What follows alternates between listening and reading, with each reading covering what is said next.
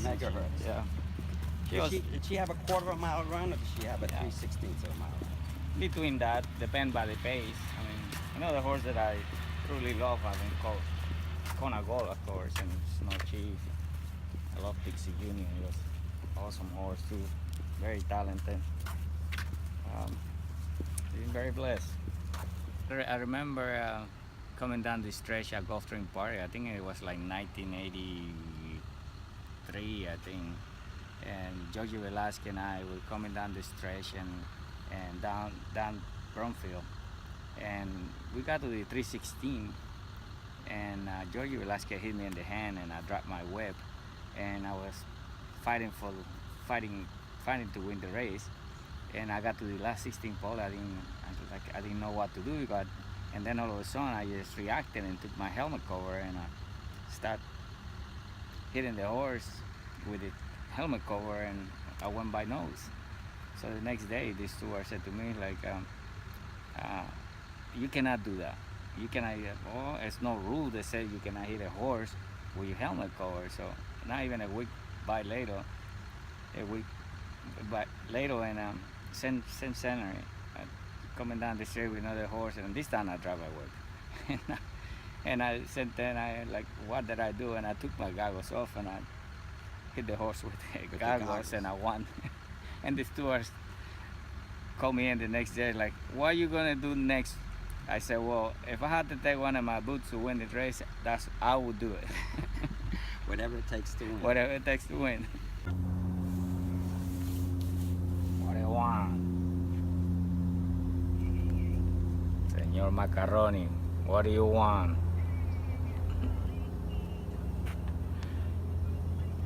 Thank you, buddy. Thank you. And I just had to, whatever decision that I make, I had to make it with my heart and go from there. You know, so we know the blueprint, so we do it the same way. You had huge success over the years, and coming from Panama when you first came to this country, was that your goal to come to Santa Anita, or was it just try to make it anywhere in the United States? My plan before I started riding in Panama, it always was to come to California. I always wanted to ride with my idol, and that was Laffit Pincay. So, and of course I knew all about all the other riders from California. At the time it was Bill Shoemaker, Chris McCarron, De La Huse, Fernando Toro, and all these guys that I admire. But you never met him. I never met any of them. But they were your idols just growing up at Growing school. up, yeah, I was in the jockey school in Panama, and every Sunday they had a TV show, and they show all the replays of the big races and how the Panamanian rider did, and I always watched it and listened to the news and on TV. And when I got my visa, I went to Panama. I went to Miami and started riding there.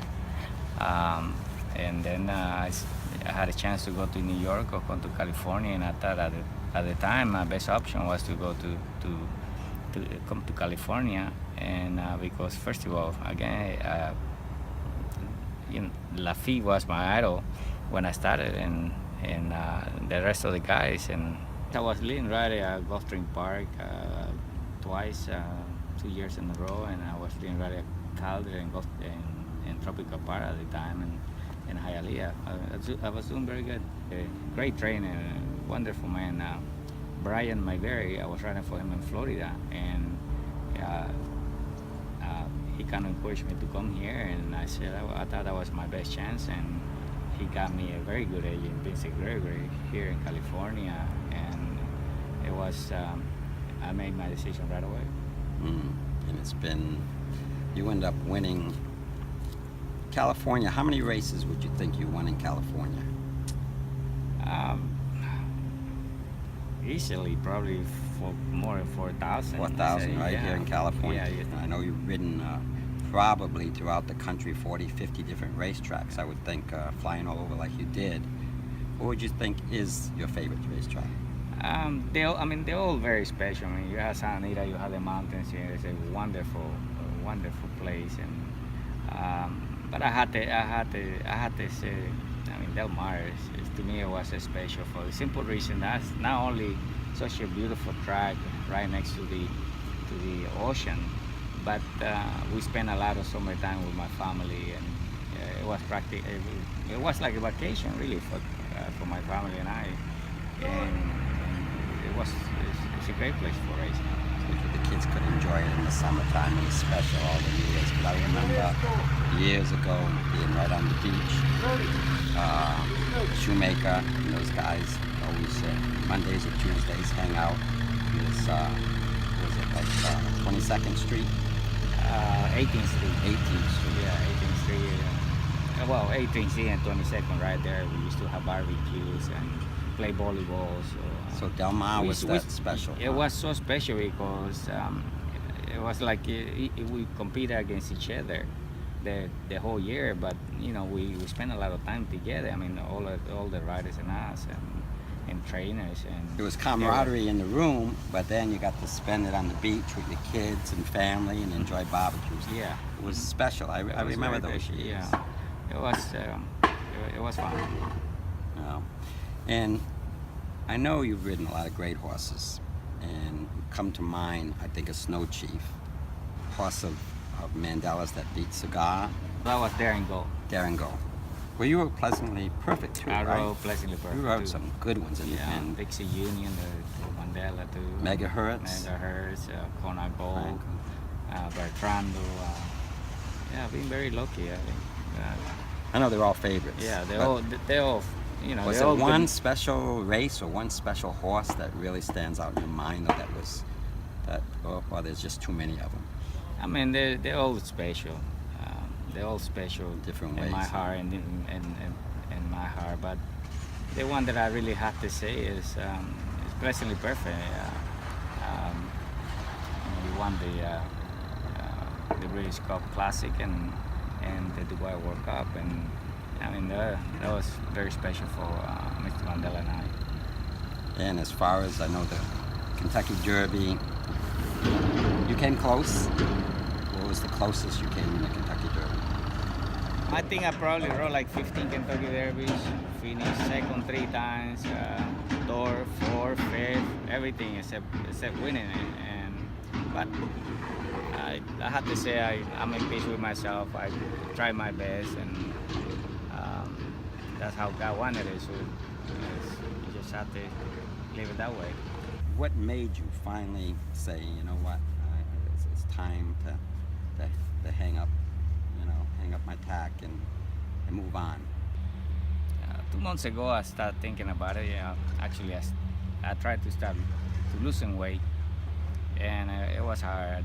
I did it for a month, and in a month I lost 5 pounds. And at the same time, I started thinking, trying to reach down deep inside of me and see how I felt about it, about riding again, and my heart wasn't there. It wasn't that fire that I always felt, and talking to my kids, and you know, they thought about it, that 53, you've been beat up, and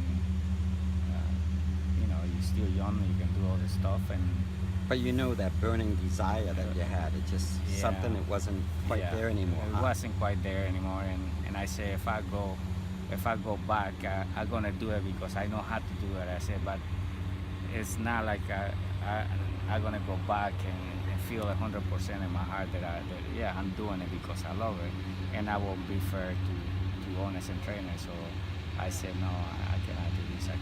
I retired from riding horses, but not from the industry, and this is a chapter that ended and a new one will open, and I'm sure it will be excited. Hopefully it's excited the first one, and I just go and do the same thing that I always do. Use the same blueprint, work hard and do everything with love and passion like it's supposed to, and give 100%. I really want to thank all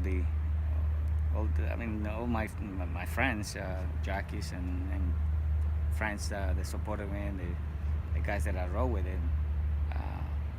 all the owners and trainers that gave me the opportunity to ride the horses, and of course the fans, and more important, the horses.